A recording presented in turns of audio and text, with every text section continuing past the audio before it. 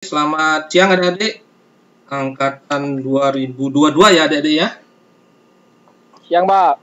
Ya, Pak. Betul, Pak. Jadi kelas A dan kelas B ya ini ya. Seharusnya kelas B-nya nanti ya.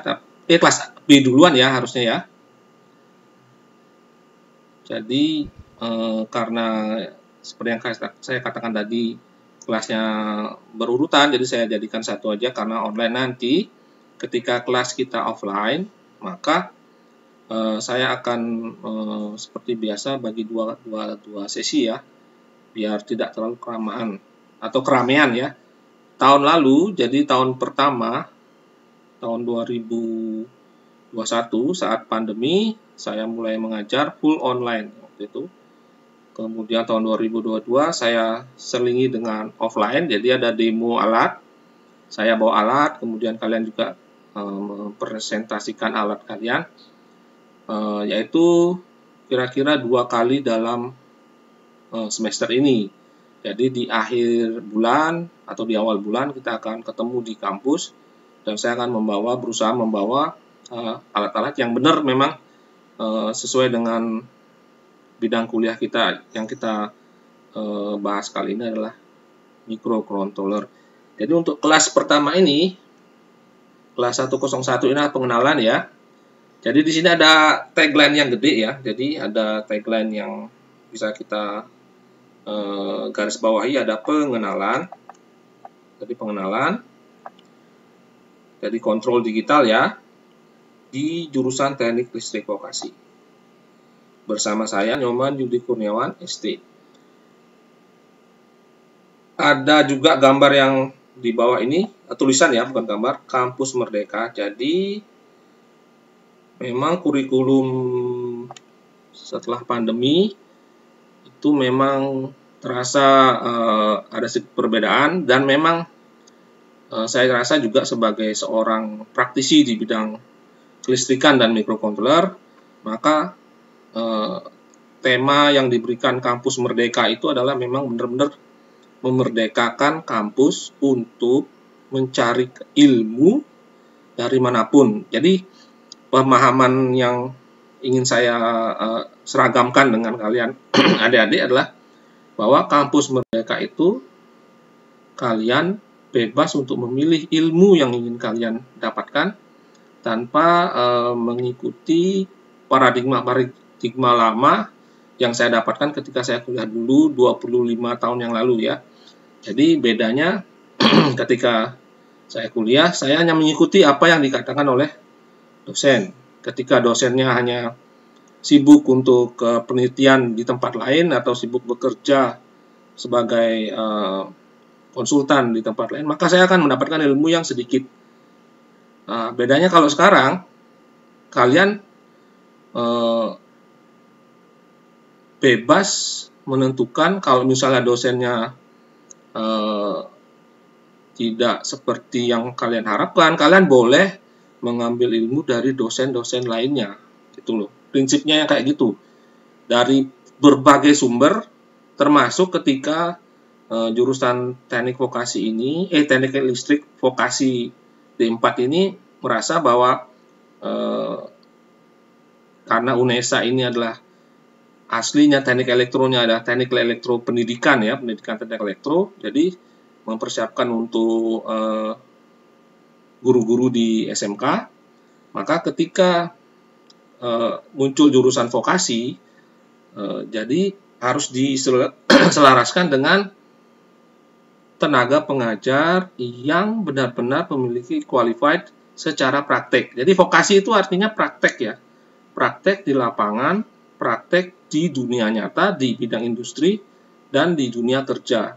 Jadi, keputusan untuk dosen-dosen kalian mengundang saya adalah tujuannya adalah untuk itu, menyelaraskan judul jurusan kalian, teknik listrik vokasi, dengan pengajar yang benar-benar qualified di bidang vokasi tersebut. Jadi seperti itu ya, tujuan dari Kampus Merdeka di jurusan teknik listrik vokasi ini. Kemudian saya akan perkenalkan diri. Saya memang penghobi elektronika ya sejak kecil ya, sejak SMP, kemudian sampai pun SMA. Saya hobi utak-atik radio, TV, bola-bola, satelit, dan macam-macam. Kemudian juga senang main audio ya, senang horeg ya sejak kecil ya. Jadi kalau sekarang kalian dengar audio di desa-desa yang sangat menggelegar itu, ya saya sudah mengalami itu 30 tahun yang lalu ya. Sampai sekarang pun saya masih, cuma nggak bisa seperti dulu. Kalau di desa bisa mungkin ya, kalau di Surabaya mungkin tidak terlalu memungkinkan untuk melakukan mengeber bass yang sangat kurang ajar kalau dibilang di sini ya. Kemudian saya masuk ke Teknik Elektro ITS tahun 98 sampai 2002 dan masuk ke dunia industri sampai saya keluar dari industri itu kira-kira 2013, 10 tahun yang lalu saya mulai untuk berwirausaha. Jadi setelah saya puas diri di bidang industri dan perusahaan-perusahaan yang besar macam Samsung, saya kemudian keluar dan memberanikan diri untuk melakukan entrepreneur ya, jadi mendirikan perusahaan sendiri sampai sekarang di tahun ke-10 ini yang bergerak di bidang telekomunikasi, kemudian engineering juga ya, otomasi juga. Kemudian yang sesuai dengan mata kuliah ini saya juga sering memberikan atau merancang desain-desain kontrol elektronika ya. Jadi kontrol untuk pabrik, untuk berbagai macam ya, dan hal-hal yang berhubungan dengan IoT juga saya geluti sekarang ya. Jadi kalau misalnya ada pertanyaan, adik-adik jangan sungkan untuk langsung memotong pembicaraan saya, nggak apa-apa. Kalian merdeka untuk mengatakan kalau saya salah ataupun ingin bertanya ya. Jangan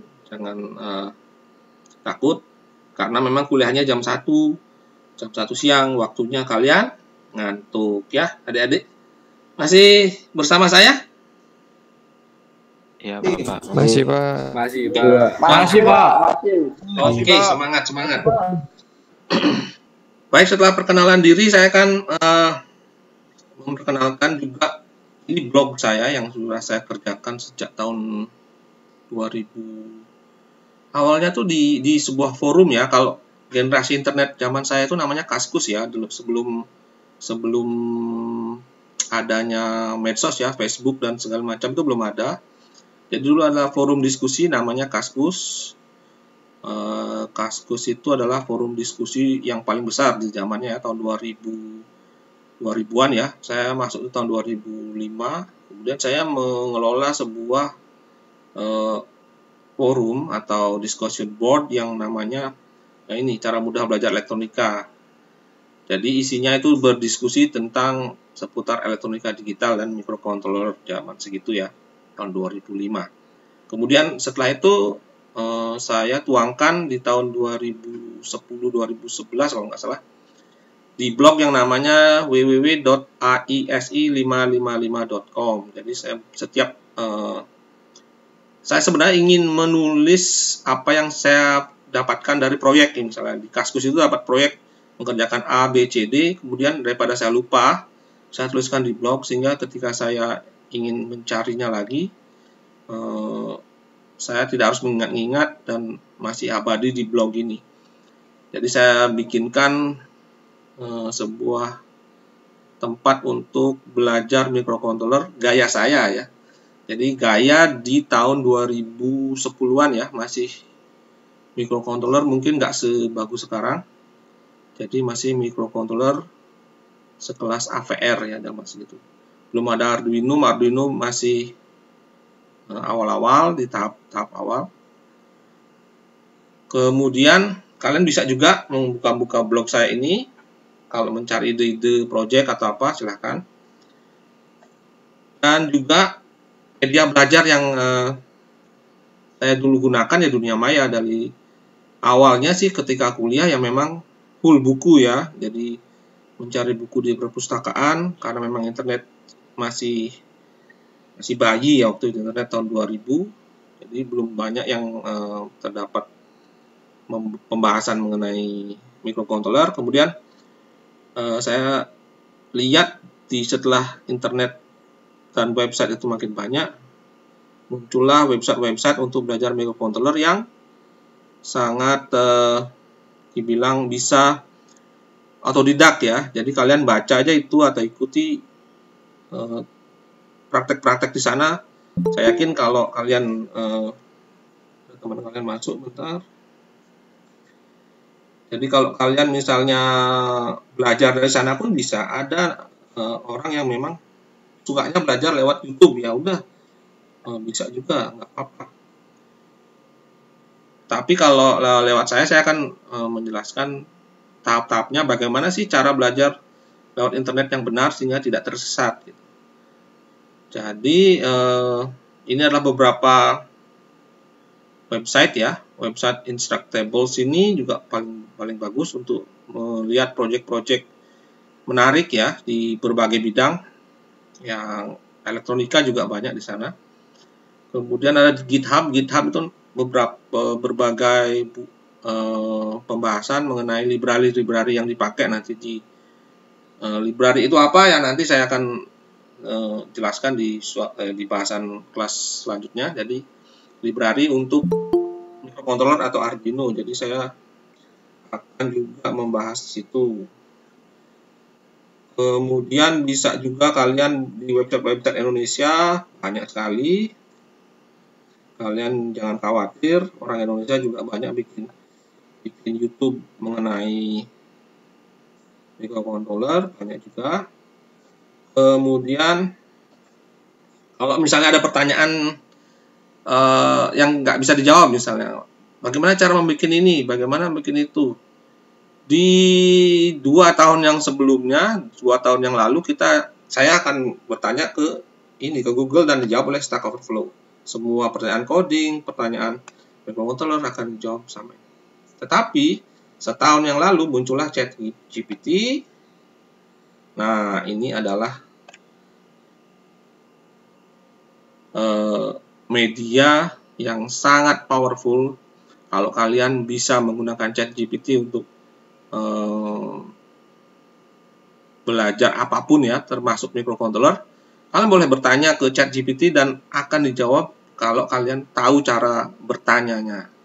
Jadi kalau kalian tahu cara menggiring si ChatGPT untuk paham maksud kalian, maka jawabannya akan sangat luar biasa. Saya banyak sekali menemukan solusi-solusi yang tidak terduga yang diberikan oleh jawaban ChatGPT ya.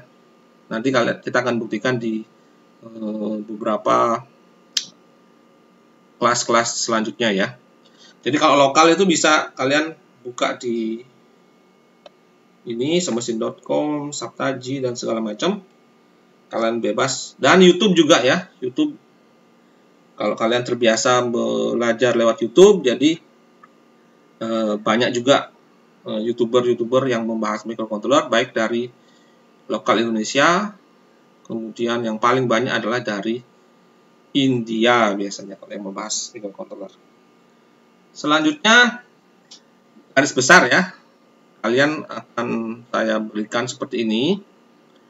Jadi yang pertama pemahaman dasar ya, seperti yang saya diberitahu oleh rekan dosen pengampunya, yaitu Pak Widi ya, benar. Memang kalian akan diarahkan untuk mengenalkan dasar ya. Bukan seperti saya dulu waktu kuliah, saya harus belajarnya memang advance ya, sampai kontrolnya tuh sampai kontrol sistem ya, sistem yang besar saya harus kuasai. Nah, kalau kalian pemahaman dasar ya, dasar yang akan saya berikan sehingga bisa mensinergikan kontrol elektronika dalam dunia vokasi yang berbasis microcontroller. Kemudian pengenalan microcontroller 8 bit. Nah, itu yang saya akan berikan, mengenalnya apa sih, gimana microcontroller ini apa sih sebenarnya, apa yang dilakukan. Kemudian kita cara merakit input outputnya sederhana, saya akan berikan di awal-awal. Kemudian yang terpenting Yang paling penting kalau menurut saya adalah kemampuan coding ya, ini ya, coding ya. Coding. Nah, saya ingin tanya dulu, adik-adik kuliah codingnya sudah mulai apa belum? Kuliah pemrograman? Belum, Pak. Belum, Pak. Belum ya? Belum, Bapak. Oke, jadi saya akan sinergikan juga atau saya biar nggak balapan ya, karena seingat saya 2 tahun lalu agak sedikit balapan ya. Jadi saya akan pelan-pelan karena di coding yang saya akan berikan ini adalah bahasa C ya. Kalau di kelas pemrograman itu kalau nggak salah Python yang dikasih. Nah, ada sih perbedaan yang mencolok. Jadi tapi yang penting cara pikirnya aja yang saya kembalikan nanti. Cara berpikir tanpa harus bersusah payah ya. Nanti karena gini, semua yang akan saya bahas ini ada di internet ya. Googling aja pasti ada, jawabannya pun pasti ada. Kalian kalau bisa mengikuti ritme yang saya berikan, akan kesusahan deh, akan kesusahan karena semua resource yang saya berikan itu saya ambil dari internet juga. Jadi ya, jawaban-jawaban dari tugas-tugas saya ada di internet, jadi nggak terlalu susah. Nah, codingnya ini akan mengambil kira-kira 2-3 kelas ya. 2-3 kelas saya sisipkan coding, kemudian praktek, coding, praktek, seperti itu, sehingga biar nyambung. Selanjutnya saya akan membahas yaitu namanya komunikasi ya, komunikasi. Nah, komunikasi sangat penting karena saya akan ujungnya kan IoT kan, IoT itu Internet of Things. Jadi microcontroller berhubungan dengan internet, tapi kalian harus tahu dulu komunikasi dasar yang dilakukan oleh microcontroller apa aja. Jadi komunikasi itu dimaksudkan adalah dua microcontroller atau microcontroller dengan manusia atau microcontroller dengan perangkat komputer lainnya, perangkat elektronik lainnya, berkomunikasinya secara apa. Jadi saya akan menjelaskan bagaimana komunikasi jalinan antara dua microcontroller dan microcontroller dengan perangkat luar. Jadi saya akan bahas banyak tentang ini karena memang microcontroller kalau bekerja sendiri ya tidak mungkin menghasilkan yang namanya IoT. Dia harus berhubungan dengan sensor, kemudian berhubungan dengan komputer, berhubungan dengan manusia, dan ujungnya berhubungan dengan internet. Nah, kita akan membahas komunikasi dalam satu kelas. Kemudian dua ini bisa jadikan satu sebenarnya. Pemanfaatan microcontroller ini ya, dua ini ya. Maaf, saya nggak pakai mouse soal ini ya. Dua ini dan ini. Jadi pemanfaatan microcontroller dalam ketenaga listrikan. Jadi sesuai dengan major kalian yaitu di teknik listrik ya. Kemudian ketenaga listrikan yang kayak apa? Jadi saya akan menggabungkan ketenaga listrikan dengan konsep IoT. Nah, gitu. Saya akan mengajarkan kalian konsep-konsepnya seperti ini. Konsep IoT ketenaga listrikan. Kemudian balik lagi ke kuliah kampus Merdeka. Kalian merdeka untuk mendapatkan ilmu yang kalian inginkan. Saya itu tidak terbatas waktu ya untuk ditanyain kapanpun bisa. Saya diundang ayo Pak ke warkop kita ngobrol-ngobrol, boleh kalian bisa. Karena saya ini ya sekarang itu freelance ya, jadi mengerjakan tidak terikat pada suatu project, masih belum ada project. Jadi saya masih bisa dipanggil kapanpun. Tidak harus di kelas ya, di kelas di kampus tidak harus. Boleh kalian undang, misalnya kalian Pak saya kurang di sini, tolong dong diajarkan. Asal kalian niat dan sediakan tempat, saya akan bersedia datang. Jadi kuliah ini bisa disesuaikan ya berdasarkan kemampuan kalian. Kalau misalnya kalian sudah pintar-pintar ya, saya enak aja, saya akan berikan yang lebih berat lagi. Mudah-mudahan ya kalian pintar-pintar ya, saya akan kasih yang lebih canggih ya. Begitu adik-adik, ada pertanyaan mengenai garis besar materi perkuliahan ini? Jadi ada UTS ya di tengah kuliah ya. Jadi ada UTS di kira-kira bulan Oktober itu ada UTS barengan sama jadwalnya. Kemudian ada 2S dan semuanya akan secara online saya lakukan biasanya. 2 tahun ini saya lakukan online. Dan yang terakhir bisa mengerjakan proyek atau apa nanti kita lihat perkembangannya. Itu fleksibel buat saya. Oke, lanjut. Sekarang sudah menit ke berapa? Saya ngecek rekaman dulu. Cek rekaman, oke masih enak. Menit. Oke. Masih bersama saya adik-adik? Masih, Pak. Masih, Pak. Oke, baik. Masih, Pak. Oke, kita akan membahas selanjutnya apa sih beda elektrovokasi dan elektron yang lainnya, elektrodivokasi ya. Entah elektronika vokasi, teknik elektrovokasi dan segala macam.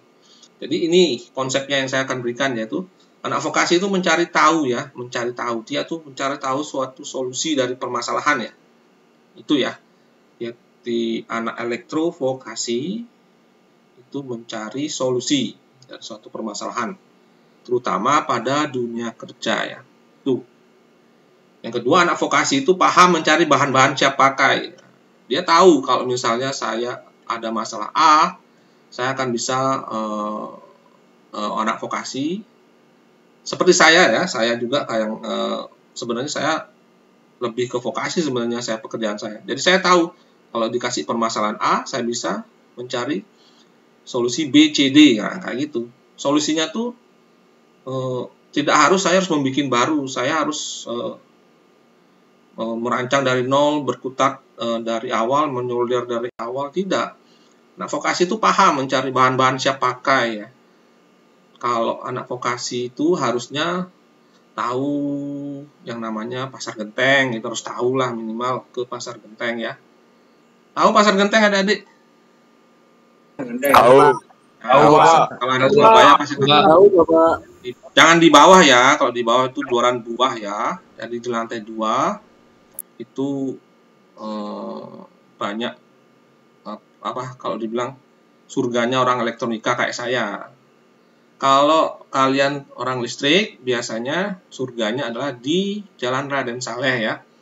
Raden Saleh di depannya stasiun Pasar Turi, di situ pusat-pusatnya motor listrik, relay dan segala macam di situ, sensor yang untuk pabrik di situ surganya kalau mencari. Dan memang sekarang tergeser dengan adanya ini online ya, online semua ada di situ. Tapi sebaiknya tahu ketika harus mencari supplier yang banyak. Misalnya kalau di online paling terbatas hanya mencari barang-barang yang beli 1 atau 2. Sedangkan kalau misalnya untuk pabrik, misalnya beli untuk rancang alat yang sangat banyak, ya mau nggak mau harus tahu supplier aslinya sehingga bisa mendapatkan harga yang lebih ekonomis ya itu. Jadi harus tahu ya kemana mencari bahan-bahannya ya. Kemudian engineer jebolan vokasi itu meramu ya. Kalian peramu deh. Nanti lulusan kalian itu adalah meramu ya. Jadi bahan-bahan yang siap pakai ini kalian ramu menjadi alat yang menjadi solusi. Misalnya permasalahan tadi ya, permasalahan di dunia kelistrikan ya, ada sebuah hotel yang ingin memperbaiki sistem COSFI-nya dari suatu kubikelnya dia misalnya atau gensetnya dia, ternyata kok listriknya kok boncos terus ya setiap bulan kok tinggi. Nah, kalian mencari solusinya dengan pakai alat ini, Pak. Nah, itulah orang vokasi. Nggak perlu menganalisa yang berat-berat ya. Kalau menganalisa berat-berat itu adalah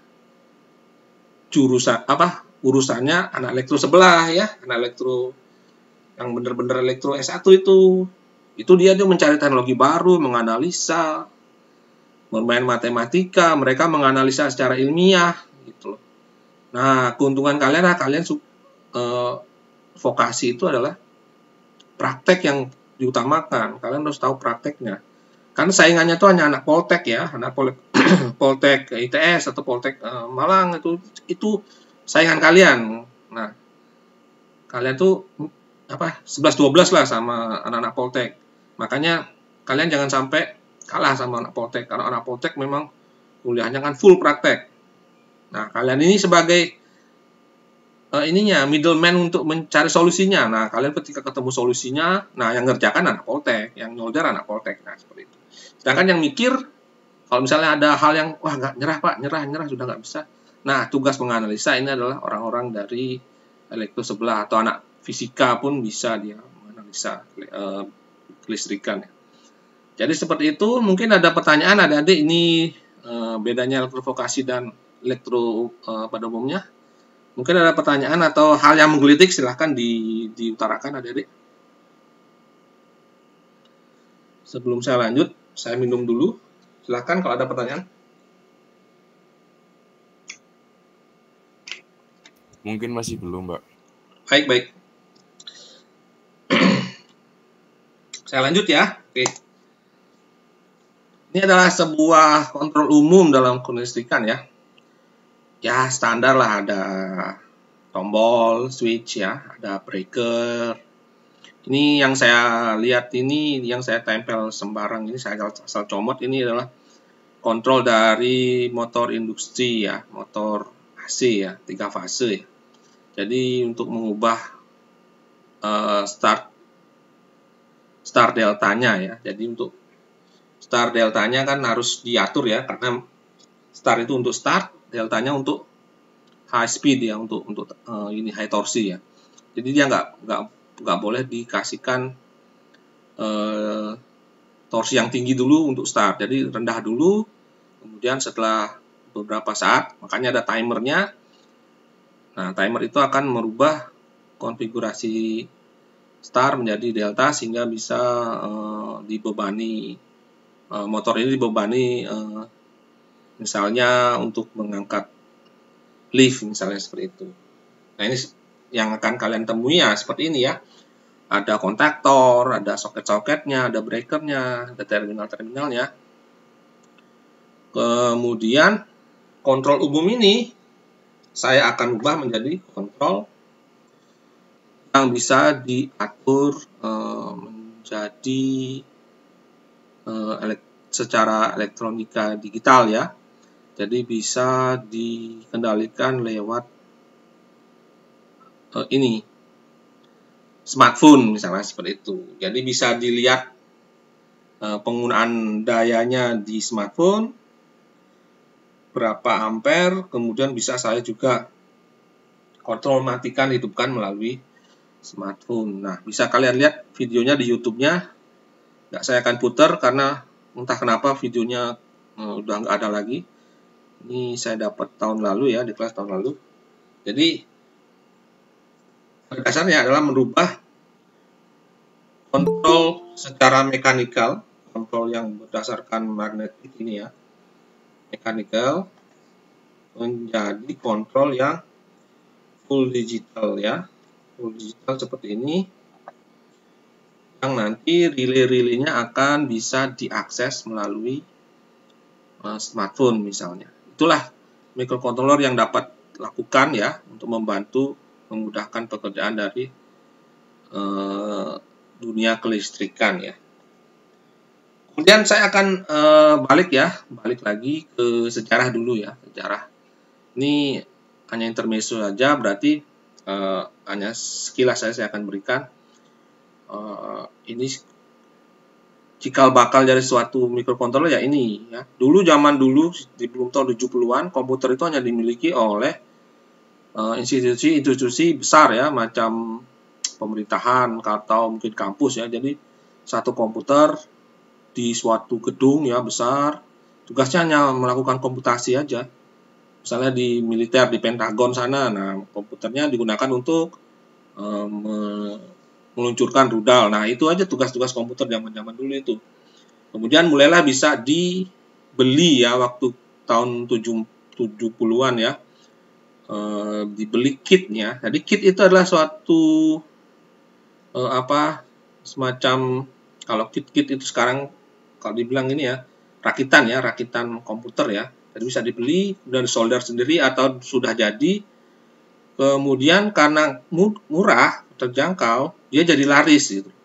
Sedangkan pengoperasiannya masih sangat susah, hanya bisa dikuasai oleh orang-orang yang mahasiswa elektronika ya atau komputer ya. Jadi kit ini namanya Altair 8800 karena saking simpelnya, jadi banyak orang yang terilhami oleh ini, termasuk si Bill Gates dan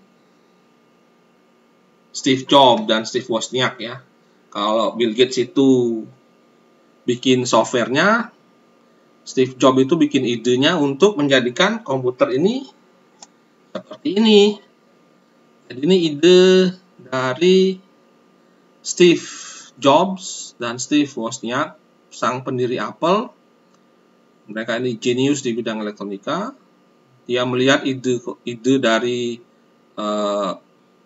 Altair 8800 ini dengan prosesor yang sama, mereka membuat yang dulunya hanya bisa lihat lewat LED ini LED aja ya, ini LED dan switch. Nah, kemudian sama si Steve Jobs dan Steve Wozniak dibuatlah, kenapa nggak disambung ke TV ya? Nah, jadi layarnya dibuat ke TV, switch yang saklar tadi dibuat keypad ya, keyboard ya. Nah, inilah menjadi cikal bakal komputer yang bisa dibawa ke rumah ya. Mereka akhirnya menjadi milioner dengan menjual kit ini dan kemudian mendirikan perusahaan Apple dengan komputer-komputer terkenal yaitu namanya Apple II ya, zaman tahun 80-an. Jadi semangat ini memperkecil hal yang besar ya. Jadi dari komputer segede rumah dikecilkan lagi menjadi komputer yang bisa dirakit sebesar TV. Kemudian muncullah microcontroller di tahun 80-an. Di mana microcontroller ini memiliki fungsi yang lebih sederhana dari sebuah komputer ya. Kalau komputer yang seperti ini, apa sih bedanya? Kalau komputer seperti ini, dia mempunyai fungsi yang ini ya, umum ya, general ya. Jadi bisa untuk persis seperti PC kalian sekarang ini. Jadi fungsinya sangat beragam ya. Bisa menggerakkan motor, bisa memecahkan masalah di spreadsheet atau Excel, bisa untuk main game pun bisa. Nah, sedangkan microcontroller menggunakan tugas-tugas yang untuk kontrol saja. Misalnya kontrol apa? Kontrol kecepatan sebuah motor. Nah, kalau pakai PC dia terlalu mahal. Terlalu mahal hanya untuk mengontrol kecepatan motor ya, terlalu mahal. Maka diciptakanlah atau dibuatlah oleh pelopornya ya. Pelopornya itu namanya Atmel ya. Itu di tahun 80-an dan menjadi terkenal di tahun 90-an ya. Jadi tahun 90-an mulailah microcontroller 8 bit itu menguasai kontrol-kontrol di industri ya. Karena simple dan harganya murah ya. Tapi waktu itu untuk melakukan programmingnya atau codingnya, nah di dalam ini kan ada software ya.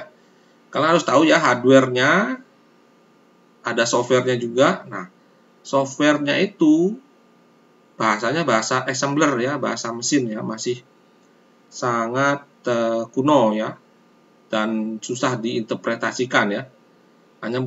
Hanya bisa dimengerti oleh beberapa orang yang memang belajar di mikroprosesor ya.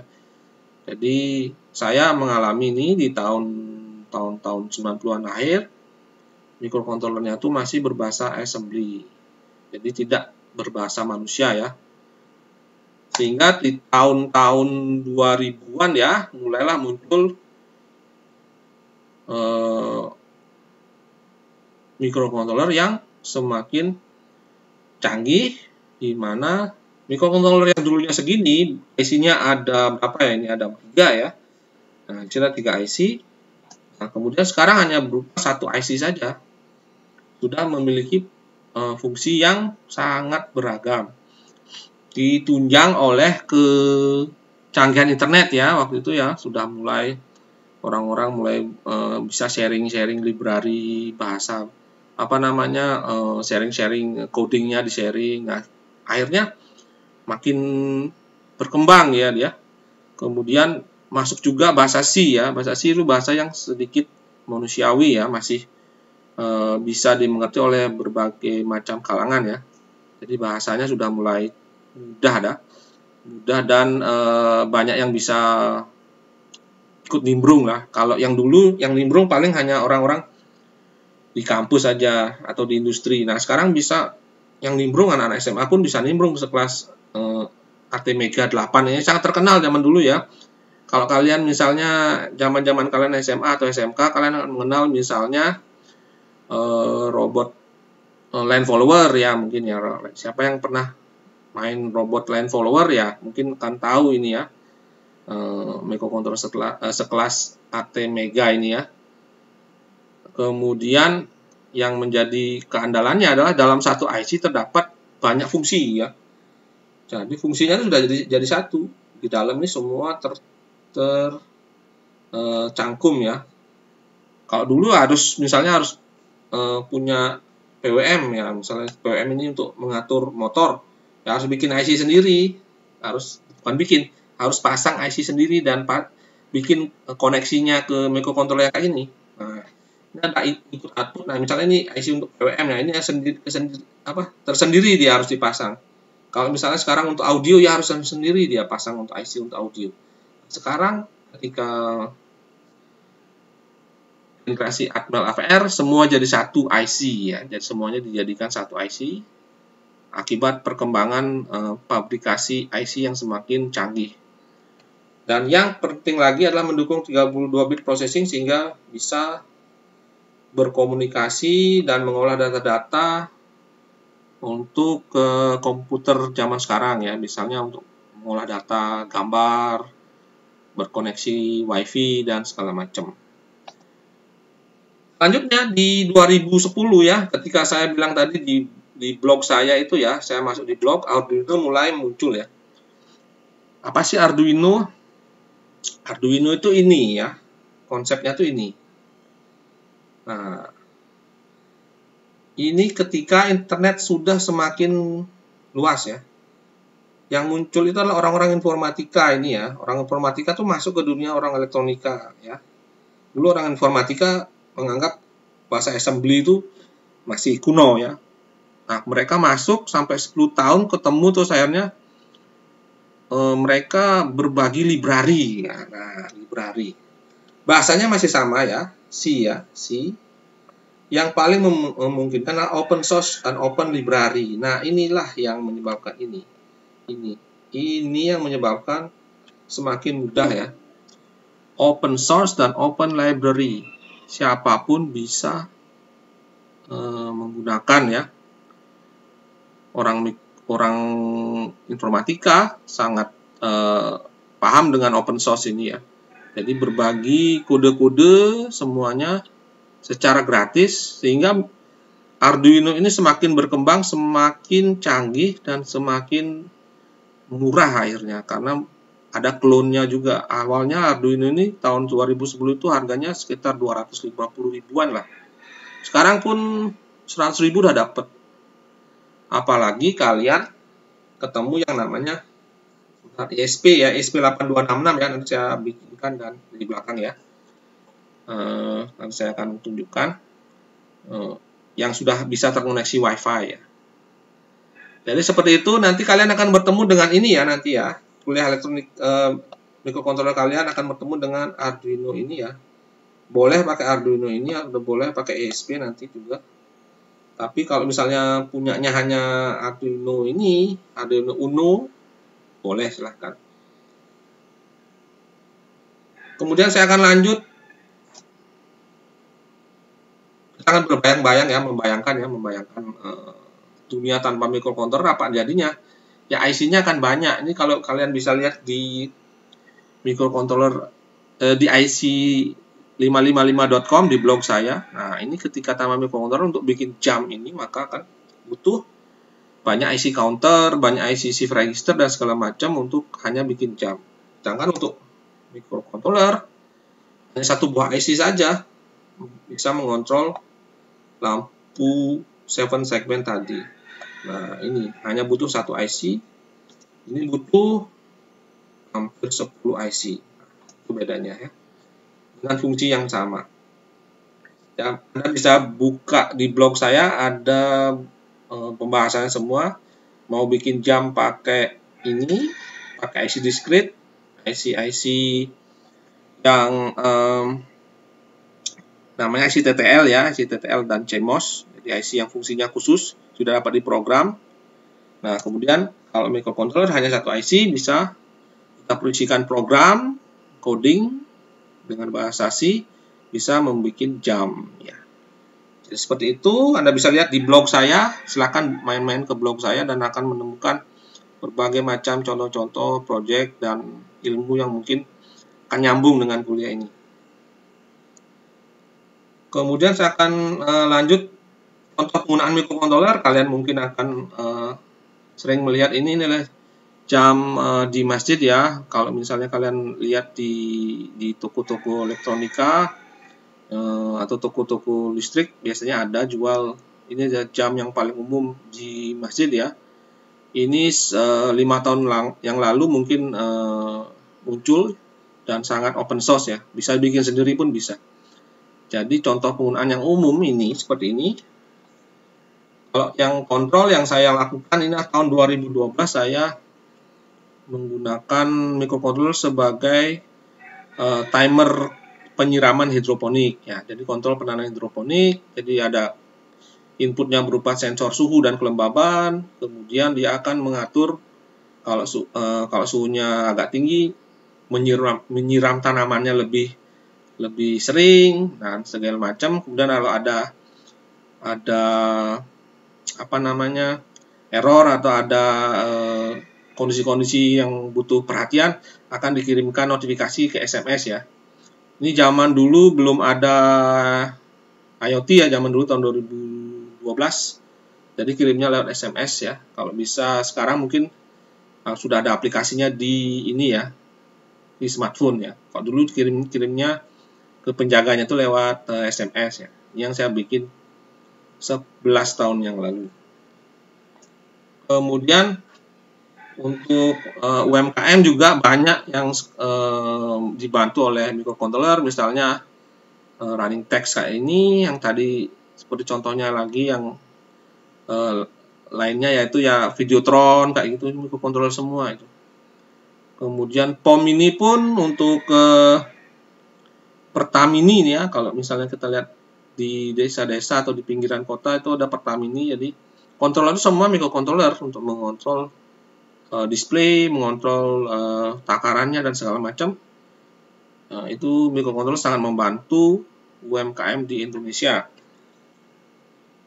Kemudian saya akan agak cepat sedikit untuk mengajak kalian untuk berpikir secara digital ya. Saya akan merangsang otak kalian untuk berpikir secara digital. Ini kebetulan masih bulan lalu ya, Agustus ini banyak pasti kalian memasang lampu hijau. Oke, bertanya gimana? Mau tanya tentang perbedaan dari mikroprosesor sama mikrokontroller itu apa Pak ya? Oh iya. Kalau setahu saya kan fungsinya itu hampir sama sebagai otak atau sebagai pusat kendali. Oke. Saya jawab ya. Saya akan jawab secara pertanyaan bagus sekali. Terima kasih. Jadi mikroprosesor adalah otak dari mikrocontroller, gitu gini ya prinsipnya, konsepnya. Jadi mikroprosesor itu dia tugasnya adalah memproses coding atau bahasa atau software ya dari suatu komputer, sehingga susunan bahasa coding tadi dapat diolah menjadi yang sesuai diinginkan oleh si penulis coding tadi. Jadi misalnya saya menulis bahasa C misalnya, saya ingin menulis untuk perkalian ya, kalkulator misalnya. Jadi A plus B sama dengan C. Kemudian saya tulis masukkan A, masukkan B. Kemudian C-nya hasilnya. Nah, kita print C. Nah, itu dilakukan semuanya oleh mikroprosesor. Nah, mikroprosesor itu seperti kita balik lagi ke zamannya. Saya balik lagi ke slide ini ya. Saya balik lagi ke ini. Ke ini. Nah, ke ini. Ini mikroprosesor. Ini semuanya ini dalamnya ini. Karena mikroprosesor tujuannya adalah memproses bahasa pemrograman atau softwarenya menjadi outputnya macam-macam gitu loh. Bisa proses matematika, proses penyimpanan memori dan segala macam fungsi dari sebuah komputer ya. Sedangkan microcontroller itu adalah mikroprosesor yang tugasnya hanya melakukan kontrol terutama di kontrol industri ya, kontrol industri ya. Jadi ntar saya izinkan teman kalian, ternyata ada yang ngantri banyak. Bentar, teman kalian banyak yang ngantri. Lupa saya. Oke. Saya balik lagi ya jawabnya ya, jawab ke punya teman kalian ya pertanyaannya. Pertanyaannya gini. Apa bedanya mikroprosesor dan mikrocontroller? Itu bukan berbeda ya, itu sama ya. Jadi mikroprosesor adalah sebuah komponen elektronika di dalam mikrocontroller.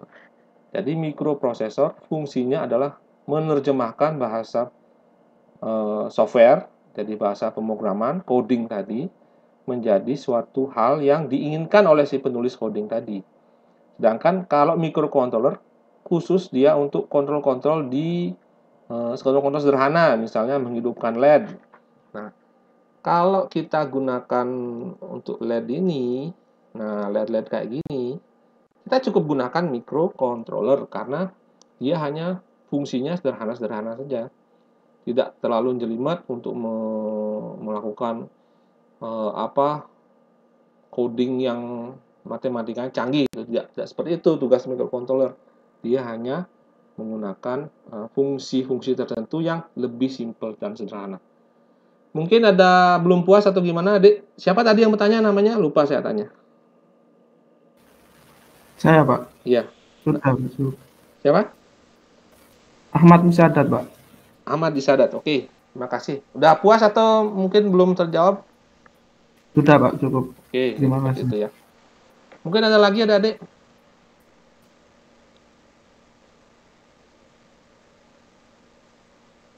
Silakan yang bertanya.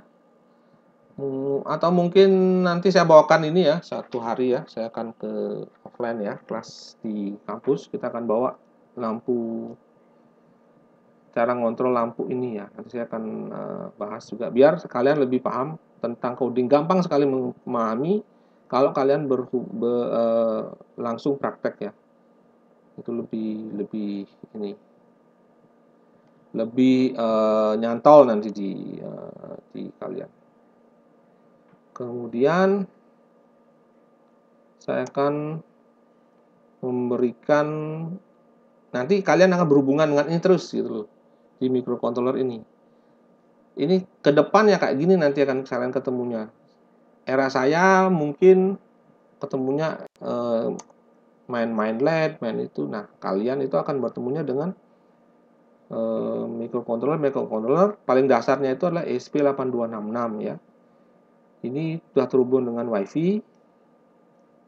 Ada sekitar 10 tahun yang lalu ya, 10 tahun yang lalu mungkin udah ada, kemudian masih mahal. Nah, tahun-tahun ini di 5 tahun yang lalu mungkin mulai masuk clone ya. Clone itu artinya bajakannya ya, tapi nggak apa-apa lah, masih fungsinya juga masih sama. Harganya murah sekali, hanya 32.000 kalau nggak saya lihat di Tokopedia, kalau nggak saya salah lihat. Jadi murah sekali, dan keunggulannya adalah kalian bisa menggunakan fungsi-fungsi microcontroller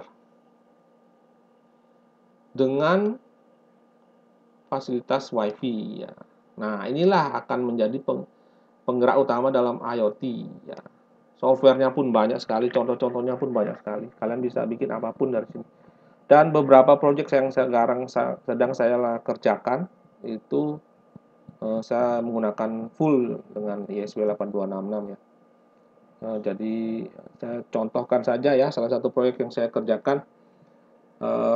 Inilah orang vokasi ya, biar kalian tertarik lagi ya dengan dunia vokasi dan microcontroller ya. Jadi suatu puskesmas ya di Jakarta ya. Jadi teman saya ini teman lama, istrinya itu dokter di sebuah puskesmas.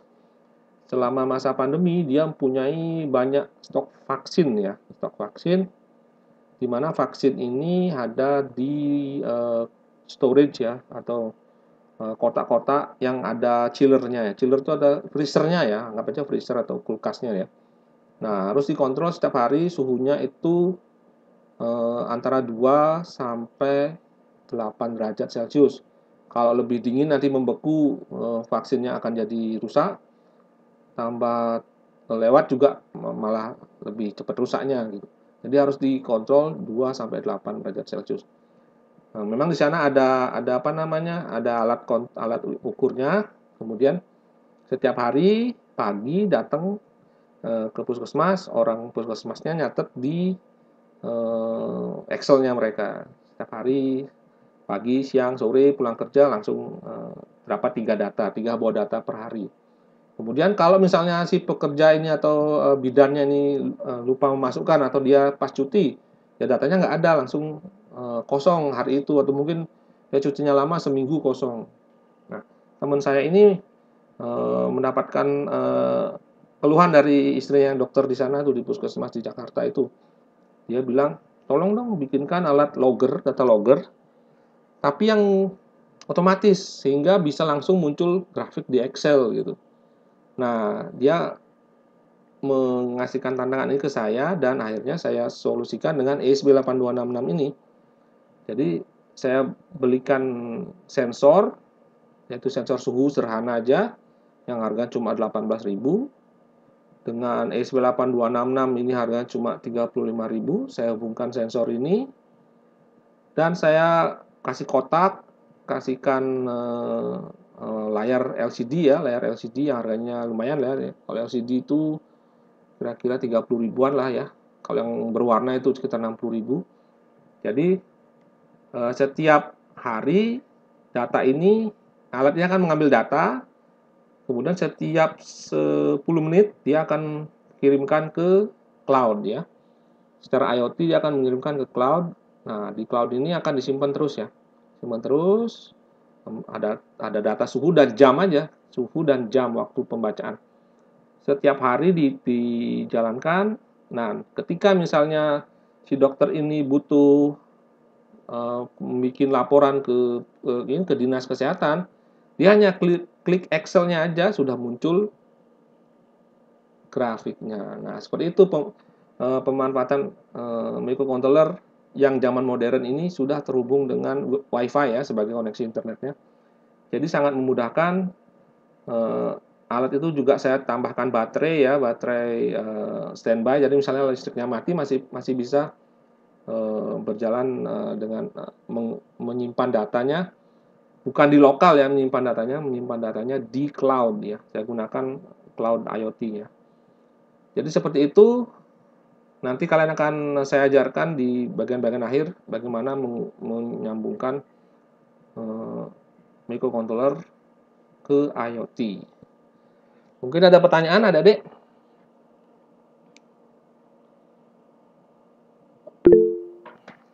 Sebentar.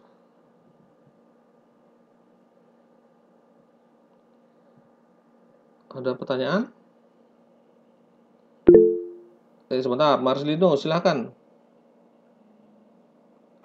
Ya, sebelumnya terima kasih Pak. Izin bertanya, mungkin bisa dijelaskan dari Bapak, apa saja aplikasi umum dari microcontroller ini dalam kehidupan sehari-hari, Pak? Ya, terlalu luas ya. Bidang apa deh, pilih salah satu bidang, coba. Jangan terlalu terlalu umum dia itu. Saya menjelaskan yang tadi itu kan sudah di bidang kesehatan. Nah, coba kamu pilih salah satu di bidang apa misalnya? Mungkin di bidang otomasi, Pak. Otomasi di mana? Otomasi itu Di luas, kayak Pak. pabrik gitu. Nah, pabrik misalnya. Saya kasih contoh gini aja ya. Saya kasih contoh ini yang biar enak ya, yang saya kerjakan ya, yang pernah saya kerjakan aja ya. Jadi microcontroller. Nah, kalau kelistrikan yang pernah saya kerjakan ini genset ya. Kalian tahu BTS kan? BTS. Saya dulu kerja di Samsung Telekomunikasi ya. Jadi di bidang tower ya, tower. Nah, setiap tower itu memiliki yang namanya genset untuk menjaga catuan tetap ada ketika listrik mati. Memang ada di BTS itu, perangkat BTS ada baterainya, tapi baterai itu paling cuma berapa jam aja. Jadi ketika misalnya listriknya mati kayak di Kalimantan itu misalnya, zaman dahulu kala sebelum listrik seperti sekarang. Sekarang udah bagus listriknya. Kalau dulu di Kalimantan hampir pemadaman 12 jam sehari pun pernah dulu. Jadi untuk menjaga catuan listrik tetap ada, maka harus diadakan genset ya di situ ya. Nah, genset itu kalau misalnya listriknya mati, dia langsung on kan, otomatis dia ada semacam relay untuk mengontrol startnya ya. Nah, tapi kenyataannya waktu itu banyak BTS yang tiba-tiba atau tower ya, tower di BTS itu mati gitu loh. Walaupun di sana ada gensetnya, ada baterainya, ternyata setelah 2 jam mati, dikunjungi, ternyata sepele, ternyata gagal start gitu aja ya, gagal start. Nah, kemudian karena letaknya jauh, dia jadi semacam cost tersendiri ya. Kalau misalnya di Kalimantan yang jaraknya jauh-jauh lah, apa namanya, harus lewat hutan dan segala macam, jadi lama dan orang-orang pada komplain. Nah, gimana caranya agar genset itu terkontrol dari jauh? Zaman dahulu kala itu belum ada internet ya. Di sana itu hanya SMS saja waktu itu. Nah, waktu itu SMS saya ditantang seperti itu, pelaporan dari sebuah operasional genset. Nah, tantangannya gimana? Tantangannya gimana caranya agar si penjaga yang bertanggung jawab ya, yang bertanggung jawab terhadap genset di sana itu mengetahui apakah listriknya ketika padam gensetnya nyala. Nah, itu aja simpelnya gitu. Pak, saya ingin tahu, Pak, ketika listrik padam ada SMS masuk ke HP saya. Oke, setelah itu kan genset akan nyala. Nah, ketika genset tidak nyala, maka otomatis dia akan SMS lagi bahwa gensetnya tidak nyala. Kalau nyala dia SMS listrik mati, genset nyala. Oh, berarti dia tenang, bisa tidur tenang hari ini.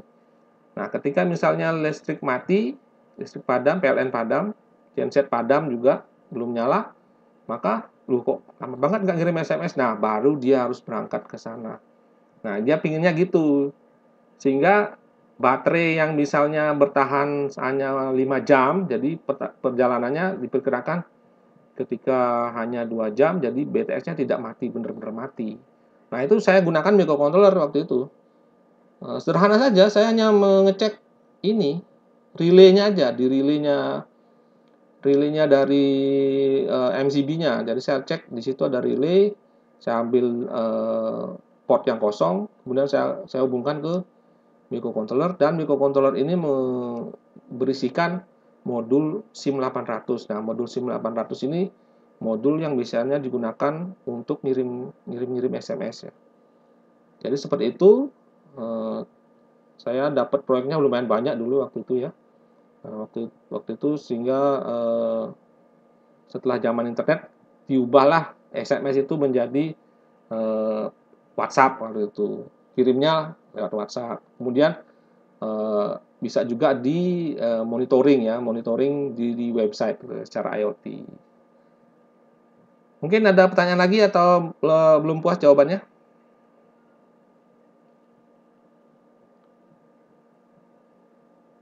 Yang bertanya tadi siapa? Marcel ya? Cukup. Oh gitu Ya, ya? cukup Pak. Terima kasih. Iya, seperti itu ya, adik Marcel. Mungkin ada lagi pertanyaan? Oke, saya lanjut kalau nggak ada pertanyaan. Oke, kita masuk ke presentasi lainnya. Jadi kalian nanti saya harap memiliki ini ya, ESP8266 ini ya, murah banget ini. Kalian bisa patungan pun boleh, punya sendiri pun saya harapkan nggak terlalu ini ya, sisihkan uang jajan kalian untuk beli ini. Sangat murah di Tokopedia ya. Nah, ini yang tadi saya bilang ya, IoT bidang kelistrikan ya. Jadi hampir mirip yang saya bilang tadi. Kalau sekarang sudah gampang ya, namanya barang-barang yang namanya Sonoff, apalagi ya namanya Bardi, ya itu banyak sekali di ini ya untuk kontrol-kontrol stop kontak yang smart ya. Biasanya untuk proyek-proyek di hotel itu banyak yang kayak gini, jadi bisa dikontrol. Atau kos-kosannya teman saya juga, dia pingin tahu, kalau dulu kan kita harus pasang, kita pengelola kos-kosan, nah kita harus pasang meteran di tiap di tiap kamar ya untuk melihat penggunaan listriknya suatu kos-kosan misalnya. Nah kalau sekarang gampang aja, beli aja power meter yang sudah IoT ya, tinggal pasang, ada websitenya, bisa kita kontrol lewat smartphone. Kemudian ini kakak kelas kalian ya, ini foto kakak kelas kalian. Nah, dia setelah menerima kuliah dari saya, kemudian beberapa semester kemudian dia magang di saya selama 6 bulan ya. Magang. Ini namanya Dimas ya, ini kakak kelas kalian ya, yang di kanan ya, yang bukan yang gondrong ini ya, yang kanan ini. Dia barusan lulus ya. Dia barusan lulus. Jadi dia angkatan pertama ya dari jurusan kalian. Dia magang di saya bulan tahun lalu ya, 2022 ya. Magang, kemudian harapan saya ketika bersama saya adalah bisa kesempatan magang, kemudian menemukan ide skripsi ya. Jadi bukan hanya magang, karena memang tujuan kalian untuk kuliah ini kan lulus ya, lulus untuk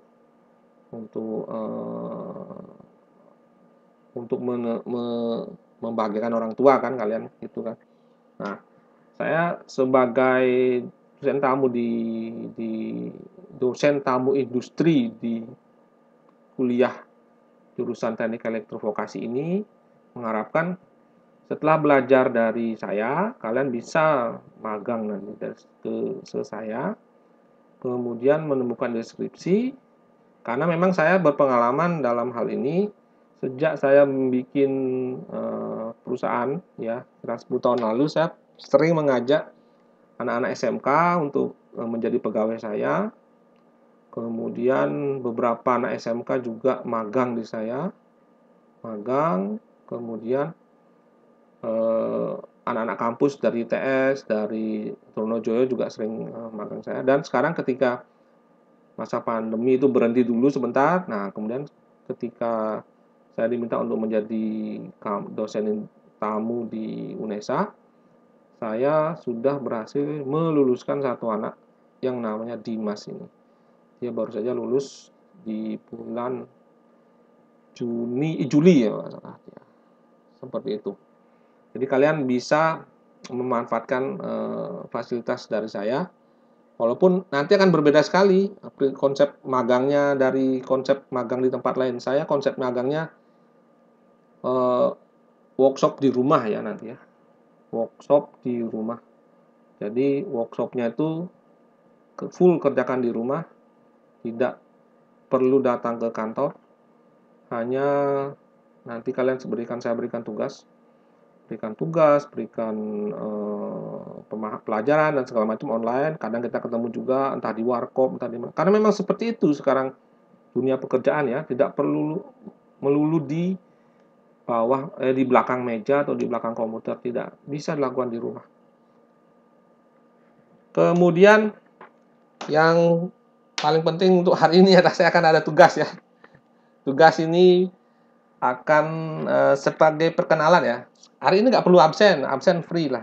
Kalian boleh gini. Hanya saya ingin mengenali kalian dengan tugas ya. Siap adik-adik? Mau dengarkan tugasnya gimana? Sebentar, apakah mati lagi suara audionya ini? Halo, cek. Adik-adik kedengeran? Terdengar, Bapak. Oke ya. Terdengar. Oke, ini tugasnya ya. Ini kalian apa? Lihat ini apa? Kalau kalian tahu ini apa? Dump truck ya. Pak. Ya, Dump truck. Ya, dump truck. Jadi dump truck ini saya dapat memori sekitar 12 atau 13 tahun yang lalu. Jadi ketika itu saya mendapatkan tantangan dari seorang engineer di PT Smelter ya. Smelter itu di Gresik ya. Jadi smelter Gresik itu mendapatkan, itu perusahaan Jepang, smelter itu yang punya orang Jepang. Tapi dia ada kejadian yang lucu ya. Jadi ketika shift malam atau shift capek ya, shift capek itu ya shift malam, shift pagi hari, atau shift sore yang kira-kira jam setelah jam 3 itu ya, ngantuk-ngantuknya itu. Banyak kejadian di mana sopir-sopir itu menjalankan truknya ketika baknya dump truck itu masih terbuka. Oke, satu dua kali nggak terjadi masalah. Dan ketika itu orang Jepangnya ngamuk-ngamuk karena suatu saat dump trucknya itu terbuka, baknya terbuka ke atas dan menabrak conveyor ya. Conveyor itu semacam ban berjalan ya di atas itu, dan menyetop produksi selama berhari-hari di situ. Nah, kemudian Jepangnya nih, orang Jepang, bos Jepang ini meminta saya untuk meneliti. Padahal dia sudah pasang sensor di situ. Dia sudah pasang sensor, sudah pasang alarm.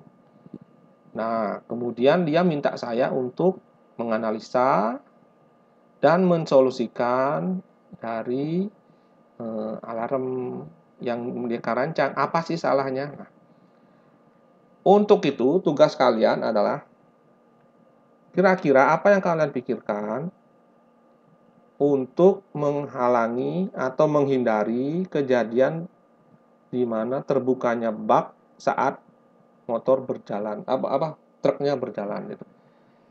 Kalian bisa menuangkan ide kalian itu macam-macam ya. Lewat video boleh, lewat animasi boleh, lewat tulisan aja pun boleh. Asal kalau tulisan ya ada flowchart-nya kan. Kalian tahu flowchart kan? Flowchart itu kalian carilah di internet flowchart. Nah, itu. Flowchart itu aliran kerjanya gimana itu, urutan kerjanya. Jadi tujuan yang kita dapat, jadi si Jepang ini pingin sopirnya nih tidak melakukan kesalahan yang sama. Nah, kira-kira apa yang kalian lakukan? Sensor apa yang kalian akan pasangkan di sana sehingga tidak cepat rusak? Karena barang-barang yang diangkat oleh truk ini barang yang korosif gitu loh. Jadi yang diangkat itulah biji besi yang sangat korosif. Jadi kalau misalnya sensornya taruh di luar, dia cepat rusak. Nah, kalian boleh saya kasih kisi-kisi bahwa di belakang ini ada kacanya nih ya. Di belakang ini ada kacanya ya. Di belakang ini, di belakangnya sopir itu ada kaca juga ya.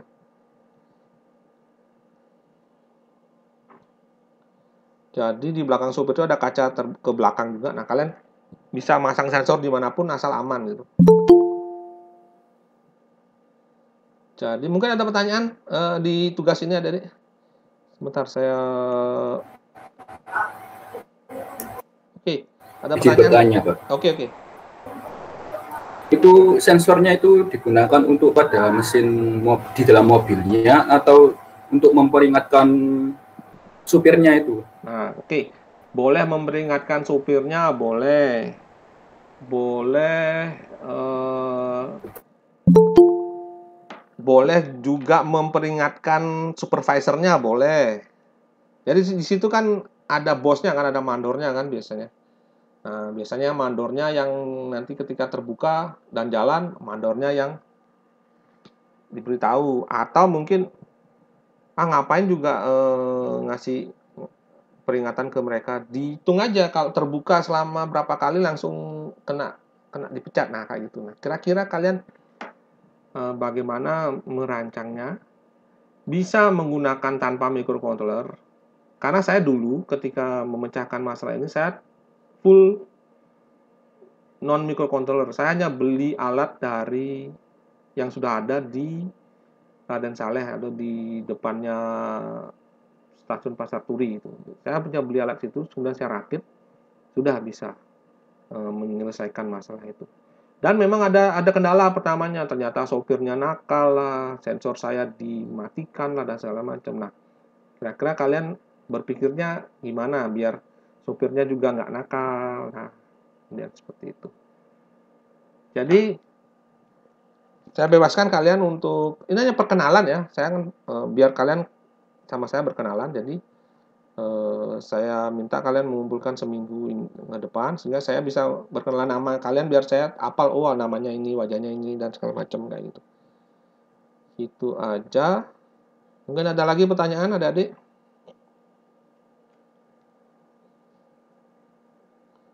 Kirimnya ke email ini ya, nyomanyudika@gmail.com. Kirimnya ke email ya.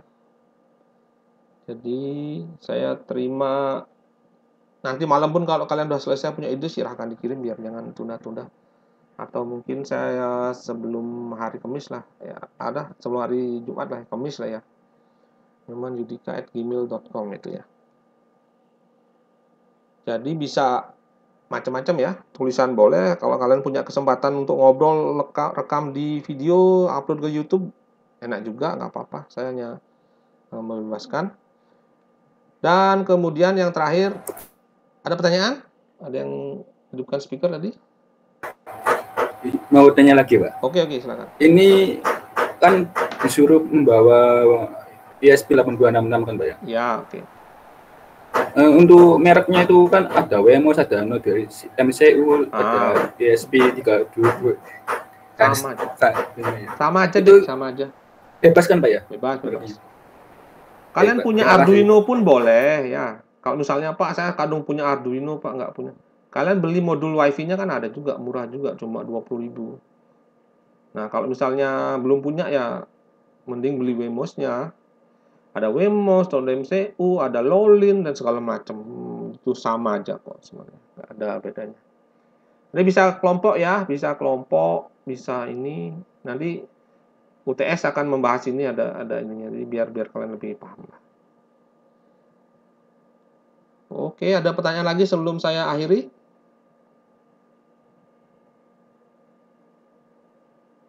Permisi, Pak, izin bertanya. Iya, silakan. Berarti untuk yang tugas memikirkan ide itu sifatnya individu ya, Pak? Kalau ini individu, kalau ini kan alat ini kan dalam satu semester kalian kan perlukan alat ini gitu loh. Kalau ini itu loh. Kalau ini kan individu. Kalau ini itu ya.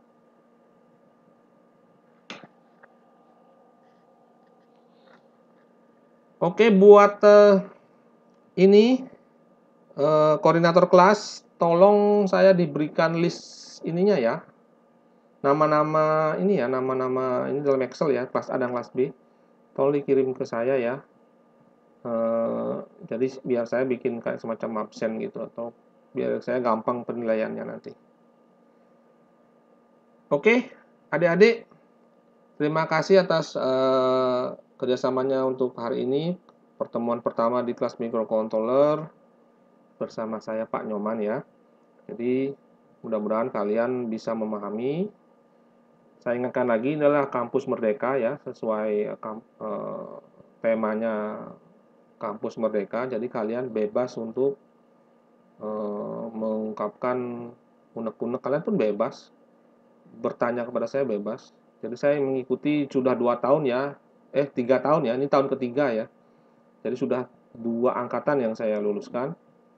Jadi kalian, saya juga semakin tahu lah, oh maksudnya kayak gini, maunya mahasiswa kayak apa. Mudah-mudahan kalian akan gembira mengikuti kuliah saya dan bermanfaat. Terima kasih adik-adik. Selamat sore adik-adik. Selamat sore juga Pak. Terima kasih Pak. Selamat sore Pak, terima kasih. Terima kasih Pak. Mas Ribu.